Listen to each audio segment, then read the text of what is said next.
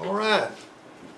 We're going to take a brief peek at fuel cell technology. This is not going to make you an expert at fuel cell technology, but how many of you have heard of it? You ever heard of fuel cell technology, the fuel cell vehicles? We got a fuel cell in a race car? Well, that's the name for what you're doing, but it actually is not a fuel cell vehicle like what we're talking about. What we got here, to begin with, if you talk about a hybrid, Webster's dictionary defines a hybrid as something such as a power plant vehicle or an electronic circuit that has two different ways of performing the same function. Like a hybrid vehicle can run on battery or with an engine. So in other words, two different things. So technically, if you had have something that like a horse-drawn carriage that also has a motor, that would be a hybrid. See what I'm saying? I mean, so technically, if it's got two ways of doing the same thing, if it can move in two different ways, that's what you got. Okay? So a hydrogen fuel cell vehicle is technically a hybrid. A traditional hybrid vehicle is considered a hybrid because it's got two sources of power: internal combustion engine and a high voltage battery with the motors that go with it. So a fuel cell vehicle has got two sources of power, which are the high voltage battery and the hydrogen fuel cell.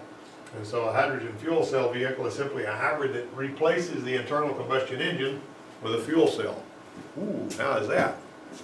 That sounds interesting, doesn't it? No internal combustion engine on this thing. It's got a fuel cell.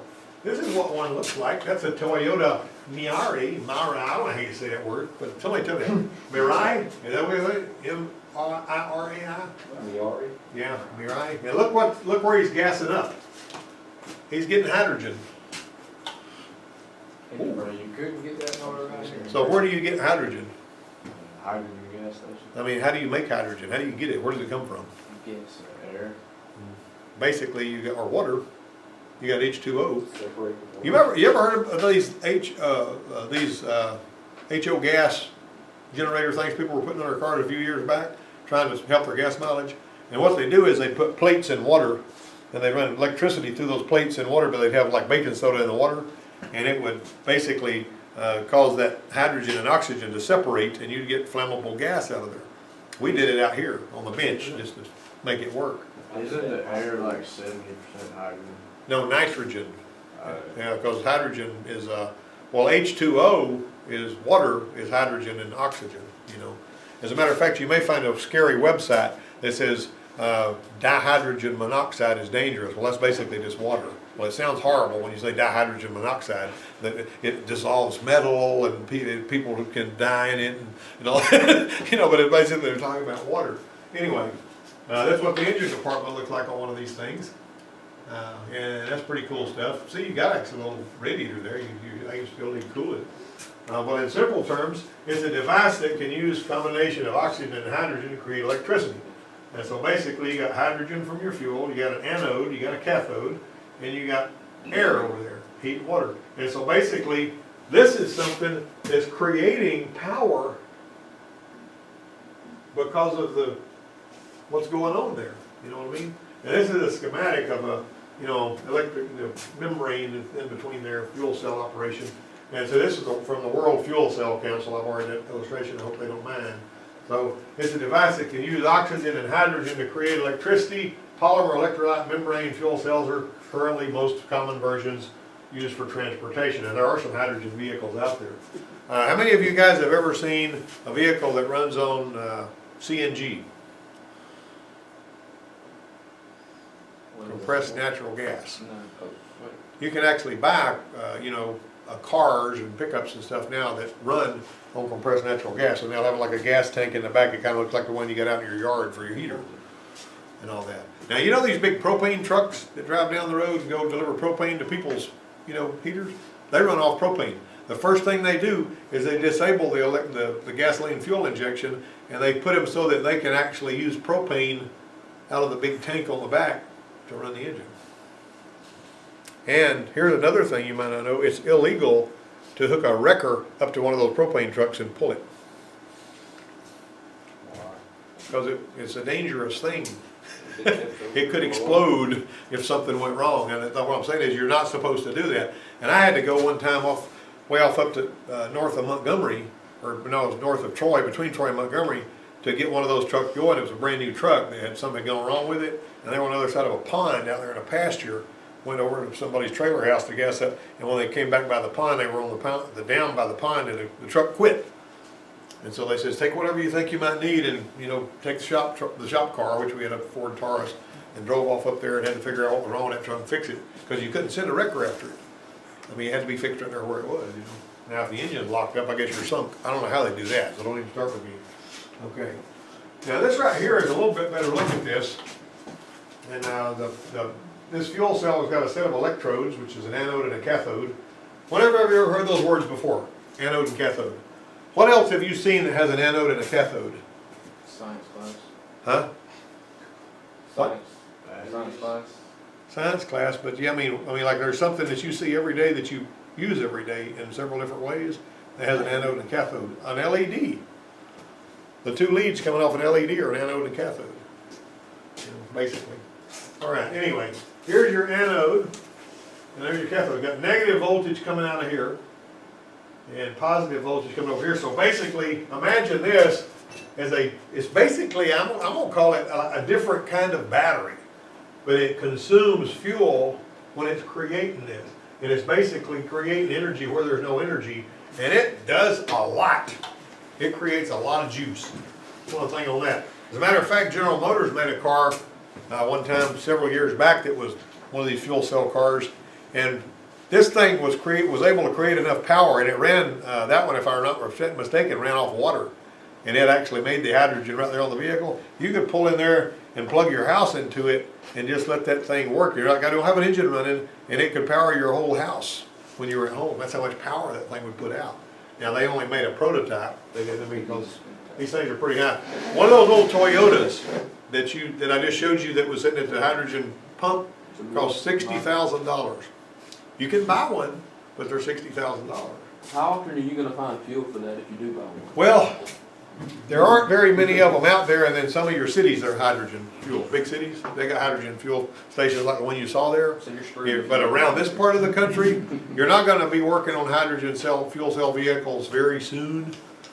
But the technology is coming, and it's fairly sensible as far as that kind of thing goes. The problem I got with batteries, like in hybrid vehicles, is batteries die over time. Sooner or later, you're going to have another battery, and it's a big thing. I keep talking about the one I got out there. I'm gonna set it on the bench one day. I'll let you guys see what that's like. Anyway, the anode and cathode are separated by this membrane in the middle, and to create electricity, the hydrogen gas is introduced. The hydrogen flows through a series of channels to the anode, where it reacts with a catalyst. Now, somebody tell me what a catalyst is. The definition of a catalyst. You're thinking about catalytic converters, but the catalytic converter's got a catalyst in it. So what's a catalyst? Have you ever heard the term a catalyst for change? Yeah, I know what you're talking about. I don't know. A catalyst for change is something that, Increases the rate of chemical combustion or something? well, sort of. You're not far off. You're not far off. But what it basically does is it creates a chemical change in other compounds without undergoing a change in itself. When something goes by this, that something is changed, but this thing is not. You got me? In other words, if it's something that it never changes, but everything that comes in contact with it, that it's made to interact with will change. That's why your catalytic converter, if it's working like it's supposed to, when those gases go through it, they change into something that's friendlier environmentally than the stuff that would ordinarily come out of an internal combustion engine. The hydrogen flows through the channels to the anode where it reacts with the catalyst, okay? The catalytic reaction causes the hydrogen to ionize. Now, what ionization means is you got, electrodes leaving. Not electrodes, electrons, not electrodes. And that means it separates the hydrogen molecule from the attached electron. And the positively charged hydrogen molecule and negatively charged free electrons, which are the ones that are in your valence ring, right? Okay. The membrane that separates the anode from the cathode will only allow the positively charged hydrogen molecules to pass through. So as a result of that selective passage, the electrons are left behind in the anode. So basically, in a battery, if you've done your battery stuff, if you remember studying batteries, when all of the electrons are on one side of the plate, like if they're stacked on the negative side and they want to go to the positive side, when you create a path, they flow. See what I mean? It's like as long as there's no path for them to flow, they're going to stay trapped there. Now, on some of your nickel metal hydride batteries and all that kind of stuff, they sort of die over time. You ever have a rechargeable tool or something, you lay it in your you know, on a shelf, and you come back, you know, a couple of months later, it's dead as a hammer, and you hadn't even pulled the trigger on it. You know, the new battery technology is getting away from that. But anyway, this is what this kind of thing does. It kind of works like a battery, basically. So the electrons develop a negative charge on the anode, and the lack of electrons at the cathode, caused by the accumulation of the positively ionized hydrogen, develops a positive charge. So you got a differential there, and it wants to go somewhere. I mean, it's kind of like having a bunch of water that's up here that wants to come down here. And the only way it can come down here is if you make a path for it. But as long as it's trapped up there, that's where it stays. But you could basically put a little, you know, water wheel in here and do work with it, basically. And so that's how that goes. So there's a battery, if a circuit is provided to connect the negative and positively charged electrodes, electrical current will flow. I'm always saying that whenever you've got a meter and it's set on amps, you know, one of our little meters like we set on amps, that meter becomes a jumper wire. And if you hook it between the positive and negative terminals on the battery, it burns up the meter because it's not for that. But now if you hit it on volts where it's just going to measure the voltage, then you'll have a problem. One of the interesting things to me, there is a guy that's a trainer that I know that's kind of known all over the country, and his name is Jerry Truglia. And I was talking to him the last time I saw him at one of these trade shows. We usually have a little conversation when I go to one of these things, and me and him and another guy that writes for a magazine were talking together because we all three write for magazines. Anyway, he said that he had a bag of these big $7 fuses that fluke meters use. I mean, a big bag of them. They had like, I don't know, 150 of them or something. Somebody just gave him a bag full of those fuses. And he says, I mean, he's operated like 5 auto shops at one time and all that kind of stuff. And he says one by one, he had to take fuses out of that bag to replace fuses in his meters where his technicians would have it set on amps and would forget and touch it to a battery and pop them. And he says, and every one of those fuses went away. And it didn't take all that long. And that's kind of disgusting, you know, because he had probably about $1,000 worth of those fuses, and they all went away. That's why I have $10 meters here.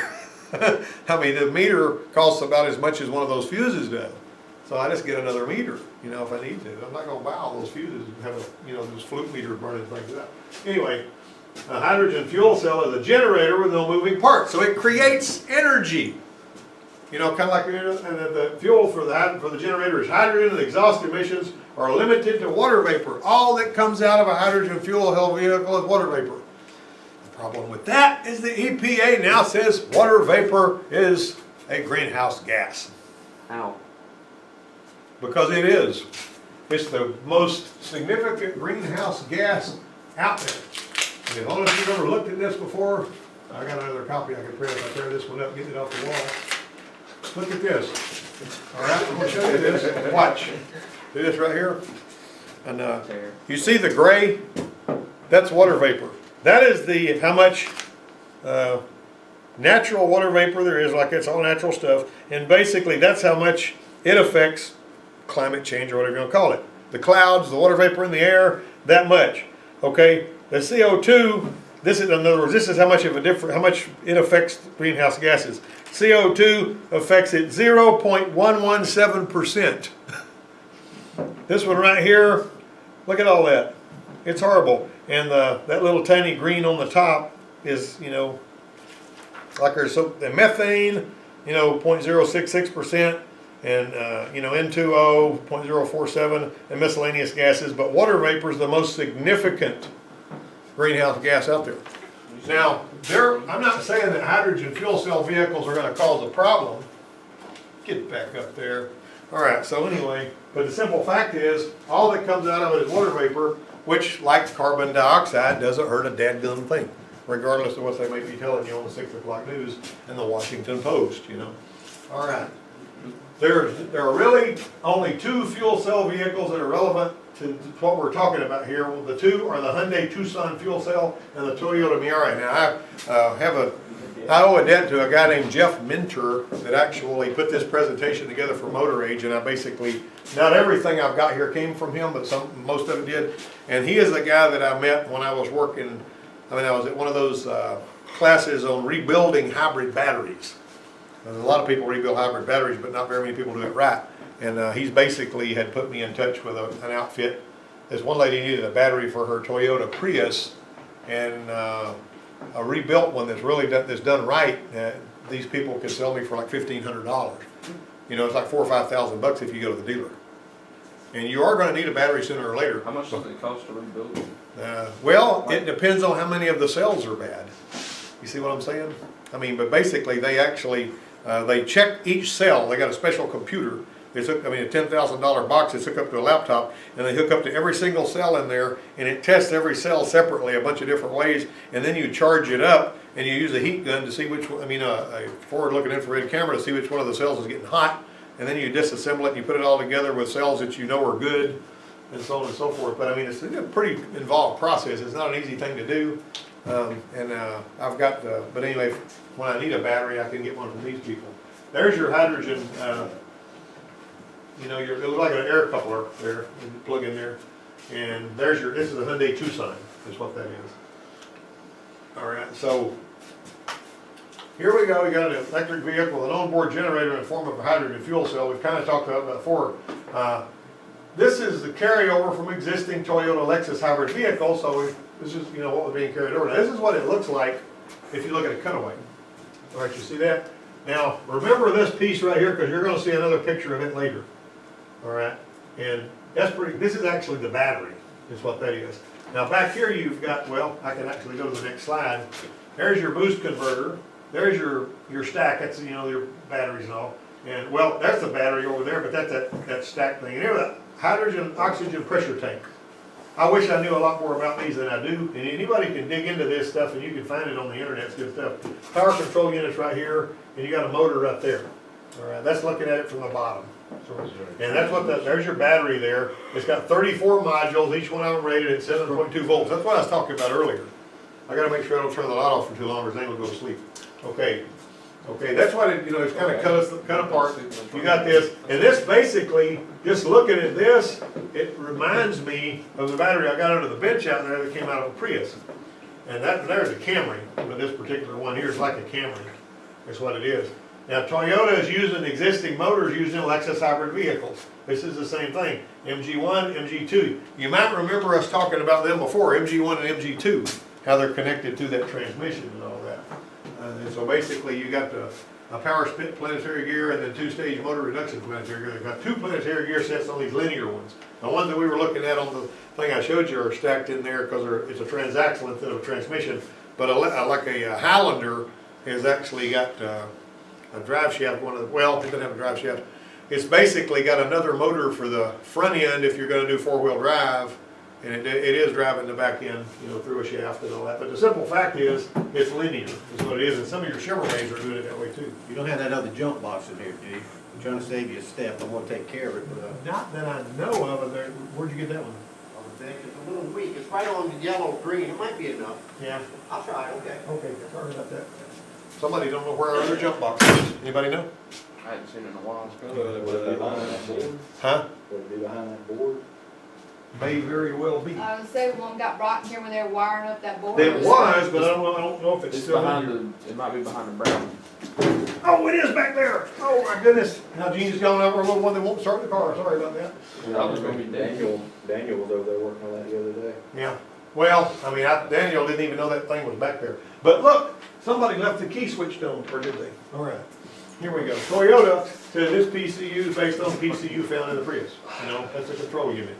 Okay, and this is kind of what that looks like. You see what a cutaway that looked like? Got all these transistors in there and all that. It's really heavy duty stuff and all that. So I'm just showing you this. All right. It's listed as a 4-phase boost converter, allowing the battery voltage to be stepped up to about 650 volts. If you're driving a Ford Fusion, like in the 2010 model, it's hybrid, if you hit the brake a lot while you're driving it, you'll see the voltage on your scan tool go up to like 600, 650 volts. It goes up pretty doggone high on those things. And so much of the Prius and other Toyota Lexus models, that boosted voltage lets more power be delivered from the electric machine when it's under peak demand. Now you got to recognize the fact that you're still using just 12 volts for all of your accessories and your dash and everything. And there's not any chance you're going to reach over here and flip a knob on the dash and have the 600 volts come out there and eat you alive, because they just got 12 volts they're feeding in there. And even the electric power steering just uses like 12 volts. All right, and so you got a boost converter, lets the battery voltage be stepped up to 650, and that's basically this is that stack. This is where your where things are going on, you know, where it's being made. This basically is, the way I understand it, this is the generator. See, you got that little plug that you pull out to deactivate it and all that. So this is kind of like what's generating the current that's keeping the battery charged, rather than having, you know, a generator's being spun by an engine. But the motors are still used to drive the car, you know, the electric motors. All right, so somebody tell me what you got from that. Did you get anything from it? Or was it a total waste of your time? Them cars even make noise when you drive. Very little. Like, as a matter of fact, this is an interesting thing that you'd say that. I was walking around talking to a guy that was up there standing next to a Tesla at one of these trade shows. And I says, tell me about this Tesla. He was an expert on them. He's the guy that goes and works on them when they break down and all that kind of stuff. And I says, it looked like a Porsche or something. It had a Lotus body on it or something, like a really sexy car. I got pictures of it somewhere. But he says the thing, what's the difference between a gas burner and an electric motor is that the gas burner, when it starts off, it doesn't have as much power until it gets to its power curve, right? You got to get up there around 3,600, 4,000, whatever your power curve set up for. An electric motor, when you pop the accelerator to the floor, you got full power instantly. I'm talking about full power as soon as you hit it. And that guy says that if you wanted to, and I guess people do that, if you pop the pedal to the floor on that Tesla, it'll burn the wheels until the tires are gone. It'll just keep spinning them. You know, that's how much power it has. Now, 225 miles, you're out of battery power. You know, we might make it to Hattiesburg before we had to stop and plug in for a while. But the whole deal was, he says the problem is, and along with what you were talking about, he says they don't make any noise at all. It's like, imagine you've pushed a car and seen it go rolling with somebody in it. You know what I mean? Well, when I got in the first time I got in a hybrid vehicle was up in Atlanta back in '05, I guess it was. And I started it up, and the engine started and went dead. That's what a guy told me, the instructor at the Ford school. He told me, he said, okay, I was over visiting, you know. And I said, I said, now what do we do now? He said, well, put it in reverse and take off. So I took off. It was like a golf cart. No noise. Just totally. I says, does this thing have enough power to even get out in traffic? He says, take off like you're going to go out in traffic. And the thing just threw us back in the seat. Now, I will tell you that almost immediately the engine started. You know, it started the engine back up to give us all the power that we were wanting to have. But that Tesla car, the guy says, what they're talking about making us do it, and I hadn't heard about this since then, but it's 3 or 4 years ago. I was talking to the guy down in Coronado Springs Resort in Florida, and he says, they're wanting us to put stuff on here. I think they're probably going to have something like your cell phone. You can download whatever engine sounds you want. You know, you see what I'm saying? So that whatever you put in there, if you want it to sound like a Volkswagen Bug, or if you want it to sound like a tractor trailer rig or whatever, but they wanted them. He said, we're trying to combat noise pollution, and they're wanting us to make these quiet cars make noise so people won't go walking out in front of one not knowing it's coming. You see where I'm going? I mean, that's a problem. Like if they, you know, you can't always hear the tires on the pavement. You know, especially on something like that, you know, it slices through the air. But anyway, that's what he was talking about. And I thought that was a very interesting problem to have. Now, here's something else I want to tell you about hybrids while I'm thinking about it. Some of these hybrid cars, how many of you guys have used noise canceling headphones? All right, now, when did you use them? What were you using them for? Shotgun competition. Yeah. Well, when I've used noise canceling headphones, I bought some cheap ones over there that cost like $28 at Office Depot that were plastic, you know. And of course, every time I wear plastic headphones, they eventually break, you know, and then they're worth it, and you throw them away if headphones break. But anyway, I would turn those when I was on my lawnmower, I'd have my headphones on listening to whatever I was listening to. And the lawnmower, you could hear it going like that. Well, when you turn that noise canceling thing on, you couldn't hear the lawnmower anymore. It was gone. And that's what some of these hybrid vehicles have got the sound system on the hybrid vehicle is set up because of the natural noises that come from this hybrid stuff. They've neutralized it with noise canceling technology. And occasionally you'll see a situation where somebody will come in with a hybrid and say, I'm hearing all this crazy noise, and it's because the radio fuse is blown. So if you put the radio fuse back in so that it wakes up and it starts noise canceling again, they don't hear that noise anymore. And that sort of lends new, you know, this business of saying, well, whenever you got a rattle or something you don't want to listen to this, they turn the radio up so you can hear. But that's basically what that thing's doing, it basically does that. Wouldn't they realize that the radio's not working? You don't, well, they ain't listening to the radio. Not everybody listens to the radio. all the time. They surely like some This is a lights strange on. person that's not gonna do anything with the radio. All right. This afternoon, we clean up and we finish Rachel's